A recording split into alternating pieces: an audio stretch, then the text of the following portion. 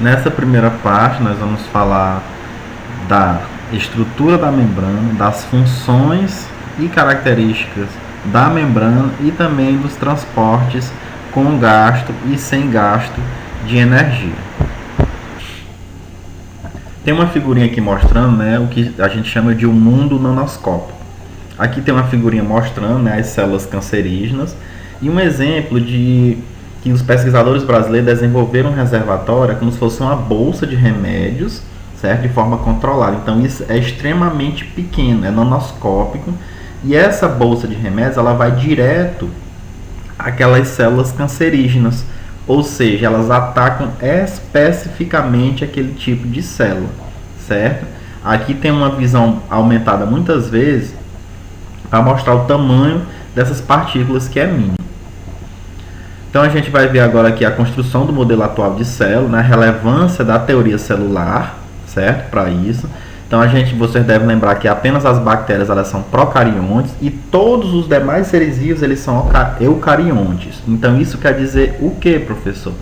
Quer dizer que apenas as bactérias são os seres vivos que não apresentam membrana nuclear, não apresentam carioteca, ou seja, elas não apresentam núcleo. Todos os demais seres vivos apresentam. Uma outra característica aqui das células, mas das células eucarióticas, é a presença de plastos e paredes celulares, apenas nos vegetais. Os animais não apresentam. Aqui está mostrando alguns tipos de células. Elas são diferentes em termos morfológicos, mas em termos funcionais elas são praticamente a mesma coisa, são muito semelhantes, certo? A tridimensionalidade da célula viva. Com tantos tratamentos e intervenções, né, não é de se admirar que a reconstituição de uma célula ela dê tanto trabalho. Ou seja, a célula, de um modo geral, como vocês estão vendo aqui, lado esquerdo a célula animal, do lado direito a célula vegetal, é preciso muita imaginação para que se produzisse um tipo de equipamento, no caso um microscópio eletrônico de transmissão, para produzir uma célula em 3 dimensões, ou seja, altura, largura e comprimento, certo? As características das biomembranas. Vamos lá. O comportamento das células ele pode ser diversificado, inchar, murchar, estourar. Só que não ocorre isso por conta de uma película finíssima chamada de membrana plasmática, que só pode ser visualizada a partir do invento do microscópio eletrônico, certo? O microscópio óptico, os cientistas não conseguiam visualizar essa membrana, porque ela é tão fina que o poder de aumento, o poder de resolução do microscópio óptico não permitia isso. Só depois do invento do microscópio eletrônico, que tem um potencial de aumento maior, foi possível ver a membrana plasmática. Então a membrana plasmática ela é semipermeável. O que quer dizer que ela é semipermeável? Quer dizer que nem tudo passa livremente pela membrana plasmática, certo? Nós vamos ver mais adiante quando estivermos falando de transporte pela membrana. Ela é plástica, ou seja, ela é muito modelável, ela é flexível, certo? Ela não é uma estrutura rígida. Nós vamos ver também isso quando estivermos falando de transporte. Ela é muito fina, como eu já havia falado, aí em torno de 5 nanômetros. Então, jamais o nosso olho desprovido de um equipamento conseguiria ver a membrana de tamanha espessura.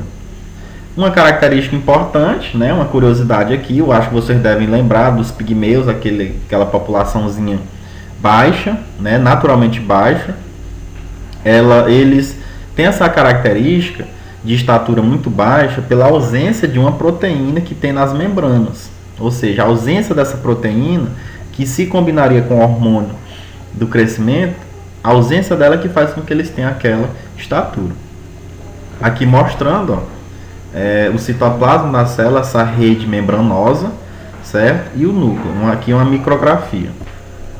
A estrutura molecular das membranas. Os fosfolipídios eles são os principais componentes da membrana plasmática, né? Eles estão presentes na membrana plasmática, formam uma bicamada e eles vão ser importantes justamente pelo fato de que eles têm uma cabeça hidrofílica, aliás, hidrofóbica, ou seja, eles não se misturam com a água, e uma cauda hidrofílica. Nós vamos ver mais adiante. As células animais elas apresentam colesterol, as vegetais não apresentam, certo? Professor, mas o colesterol não é uma coisa ruim? Não, depende do tipo de colesterol. O colesterol dito de alta densidade, ele não é ruim, ele captura o colesterol, a gordura que está nas células e elimina, certo? No caso do colesterol de baixa densidade, ele faz o contrário, ele leva a gordura até as células. Então, isso fica retido muitas vezes nas paredes das artérias e de fato prejudica. Então, o colesterol, no caso do colesterol de alta densidade, ele é importante, certo?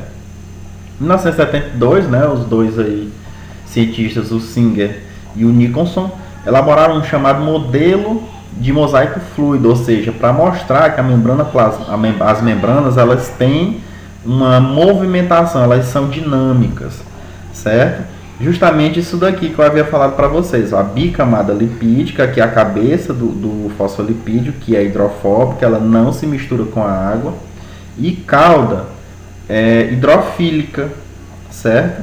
Nós vamos ver cada uma dessas outras substâncias aqui posteriormente. Então, está aqui a camada lipídica, está aqui a proteína globular. Isso daqui, por que eles chamaram de modelo de mosaico fluido? Porque vocês estão vendo que tem várias substâncias dissolvidas presentes aí, e elas não ficam sempre no mesmo local, elas se movimentam. Então é como se fosse uma colcha de retalhos, só que uma colcha de retalhos que se movimenta continuamente, certo?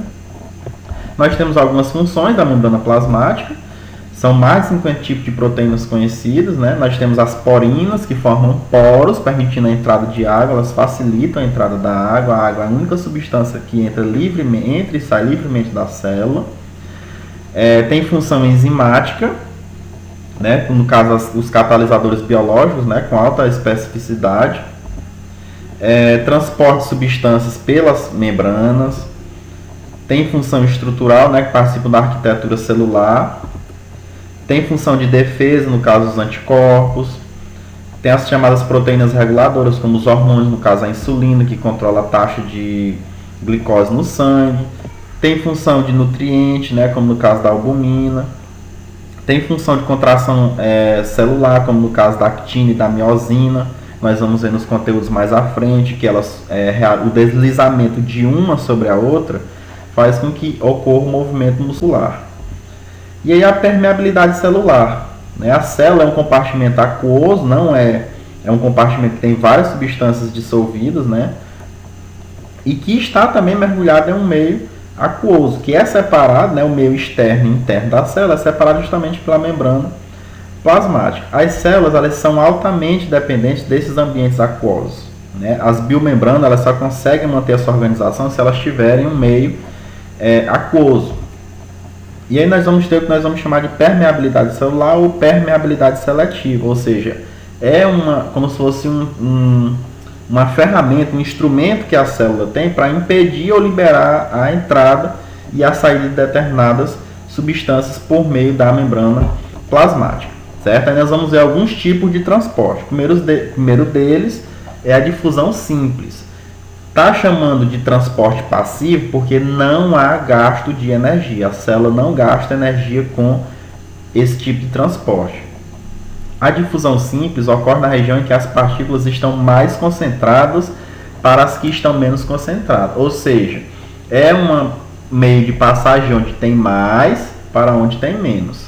Certo? Imagine, por exemplo, a sala de aula de vocês superlotada com mais ou menos 200 alunos.